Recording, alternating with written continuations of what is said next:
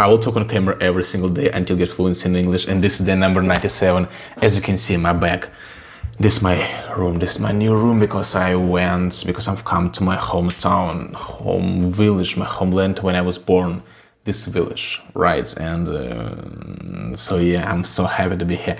And specifically for my subscriber, Yisha, I wanna introduce myself. Hello guys, my name is Andrew and I'm from Russia. And I'm a student in Russia, and I learn English. I've been learning English for almost 2 years. Normal, okay. So right, we're gonna finish the challenge of 100 days speaking to become fluent exactly here in this room, and then I'm gonna be spending a day with my grandma, staying in her house, spending a night there, and then do all the daily routine, like helping with the agricultural, like pets, and in the backyard, a lot of like chickens or bunnies, and we're gonna cut grass, we're gonna do a lot of things. All right, turn on the lights. Alright, today we're gonna be doing TOEFL speaking questions. Do you prefer traditional classroom learning over online courses? Provide specific examples to support your position. Considering these questions, it's really controversial issue, I would say that, because classroom learning and online courses, they both at the sides has and pros and cons, and it depends on personality, so it's difficult to choose. Actually, we need to consider many factors, but I will choose traditional classroom learning, because like, when do we have classroom in general? It is school and university. While you've been in school, it is way like better, like it is necessary to stay in the classroom. Like, how can you imagine a schoolboy taking online courses and learning everything online, like without real interaction with the people, without communication, you know, when you create your character, like your just personality, with connecting with other people, like you build yourself in a society, and you just cannot skip traditional classrooms while being at school. But university, this is a debatable question, and online courses also have a lot of like advantages what to take, because you will have much more free time, what you don't need to spend getting to university and getting back to dormitory or like campus. And then yeah, you can get this information in the same way pretty much what will you take in the classrooms. So, but in general, classroom learning, it is better when you be in a society. The second task, the man expresses his opinion over the university's plan to eliminate the bus service, and I need to explain the reason he gives for holding that opinion. The man, he does not agree with the university decision about eliminating the bus service, because yeah, the bus service wasn't actually such a popular and attractive way among students to get to campus, but there were actually reasons for this. First of all, the routes what university decided to create for this bus service, it was actually ridiculous, because bus used to go through the expensive neighborhoods when actually no one lives. So it is just logical conclusion that bus cannot take students from their neighborhood, and the university should have decided and create new roads what will be much more relative for current location where students live. And the second point of what the man suggested and mentioned during this conversation, it was about expanding parking lots. Here, university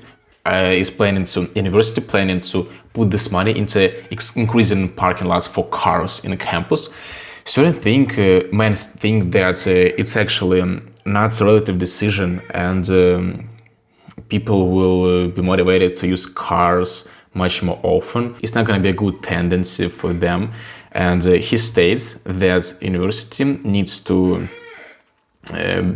motivate students to use bus much more, but in real life they're doing everything in the contrary. Third task, explain the concept of positive reinforcement with respect to the example provided in the lecture.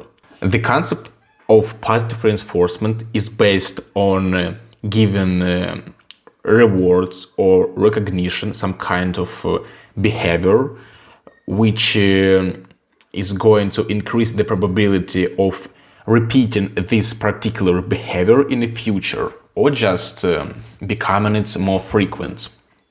The example what we've got during the lecture, it was about classroom.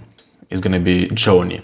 And Johnny hasn't really been an active student, and he was shy, not really often participates in discussions in classroom. But he started doing this actually, and he was trying to give the answer, participate. When teacher has noticed this, the teacher started to reward Johnny, really to give him a sign that Johnny is doing good, and give some kind of good feedback to Johnny, and eventually the frequency of repetition this behavior from Johnny has been increased, and he has become a real good student who's participated in discussions much more often than previously. Last task: using the main points and examples from the lecture, describe the kind of information that ultrasound can provide. Okay, ultrasound is one of the most important and frequent way of getting information from our body. Let me explain. There is a crystal, and the crystal moves rapidly back and forwards in a really high frequency that we can even hear this sound, like just our ears not able to hear such frequency. So the doctor puts the special machine with this crystal moving back and forwards to part of our body, for example, to stomach, while we check in the pregnancy of someone, and then this crystal create ultrasounds, what goes inside our body to specific organ, what we want to discover. Then the sounds reflects it from the organ by special waves, and these waves are received by the doctor in a computer, like in a special mechanism, where will then reflect it and display it in a computer screen. A doctor will analyze the data from these waves and will tell us the conclusion. Medical technology is nice. Okay, there was TOEFL speaking questions today. Continue practicing, bro. Continue learning English. Let's go. We're not gonna stop, and we need to become better in speaking in general and learning. So good luck. Have a good day.